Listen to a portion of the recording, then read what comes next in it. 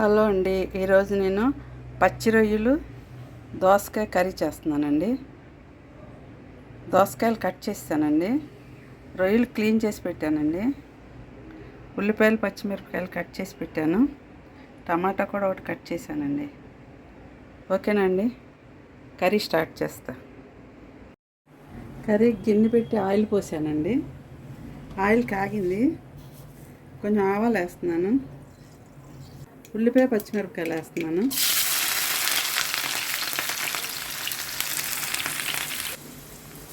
కరివేపాకు కూడా వేస్తున్నాను. ఉల్లిపాయలు నూనెలో మగ్గినాయండి. ఇప్పుడు అల్లం వెల్లుల్లి పేస్ట్ వేస్తున్నాను, 1½ స్పూన్ వేస్తున్నాను.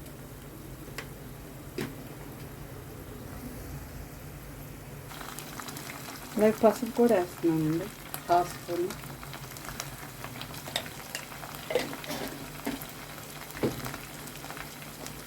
కొంచెం సాల్ట్ కూడా వేస్తున్నాను, రొయ్యలు ఫ్రై అవ్వడానికి, కొంచెం ఉడకడానికి.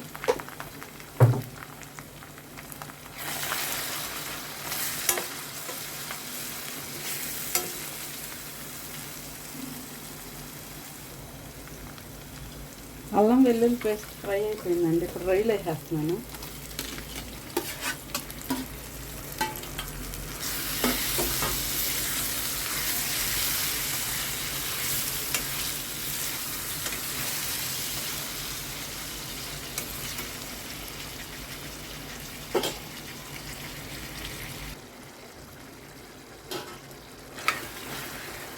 రొయ్యల్లో చూసారా ఎంత వాటర్ వచ్చిందో. ఈ వాటర్ అంతా ఇంకిపోయిన తర్వాత అప్పుడు కారం వేయాలండి.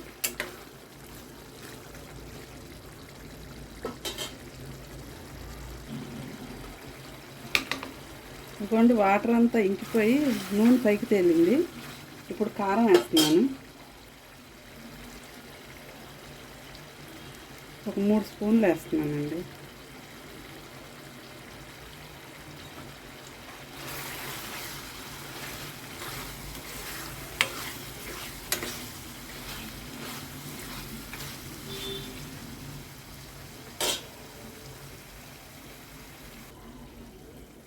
కారం కూడా నూనెలో బాగా మగ్గిపోయిందండి.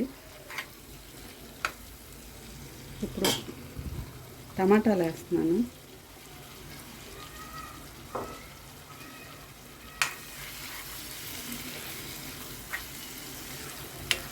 దోసకాయ పచ్చి రొయ్యల కర్రీ చాలా టేస్ట్గా ఉంటుందండి.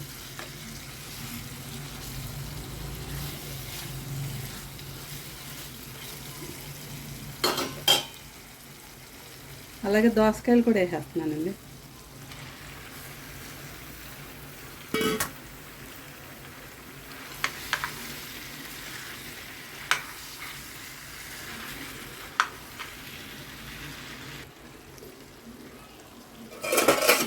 దోసకాయలు నూనెలో మగ్గుతున్నాయండి. ఇప్పుడు మనం సాల్ట్ వేస్తానండి. ఇందాక కొంచెమే వేసాను రొయ్యల కోసం ఫస్ట్. ఇప్పుడు సరిపడా సాల్ట్ వేస్తున్నాను, 1 స్పూన్ వేస్తున్నానండి ఫుల్గా. సరిపోతే తర్వాత మళ్ళీ వేసుకోవాలి. దోసకాయలో వాటర్ కూడా బయటకు వచ్చేసిందండి, చూసారా. ఇప్పుడు ఇంకొంచెం వాటర్ వేస్తాను ఉడకటానికి. వాటర్ వేస్తున్నానండి.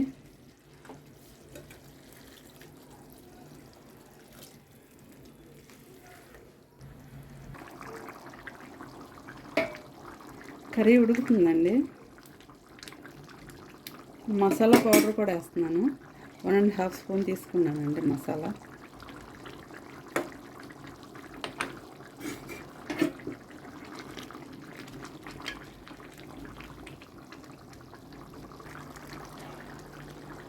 కొత్తిమీర పుదీనా కూడా వేస్తున్నానండి.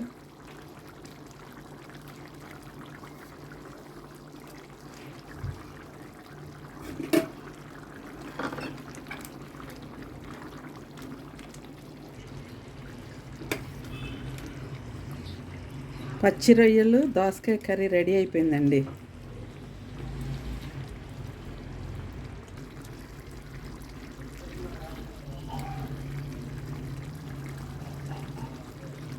పచ్చి రొయ్యలు దోసకాయ కర్రీ రెడీ అండి. మా కర్రీ మీకు నచ్చినట్లయితే లైక్ చేయండి, మీ ఫ్రెండ్స్కి షేర్ చేయండి, మా ఛానల్ని సబ్స్క్రైబ్ చేసుకోండి. ఓకేనా అండి? బాయ్ అండి.